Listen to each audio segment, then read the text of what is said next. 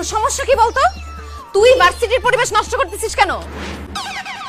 এসব তুই কি বলছিস মিম? আমি কিভাবে ভার্সিটির পরিবেশ নষ্ট করলাম?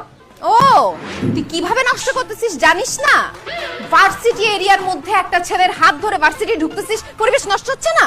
এক্সকিউজ মি, আমি নাদিয়ার হাত ধরে ভার্সিটিতে ঢুকলে ভার্সিটির পরিবেশ কিভাবে নষ্ট হয়? কিভাবে পরিবেশ নষ্ট হয় বুঝেন না? আপনার মতো একটা স্মার্ট হ্যান্ডসাম ড্যাশিং ছেলের হাত ধরে অন্য একটা মেয়ে এইভাবে ঘোরাঘুরি করলে আমাদের লোভ লাগে না? মানে বুঝলাম না, লোভ লাগবে কি জন্য?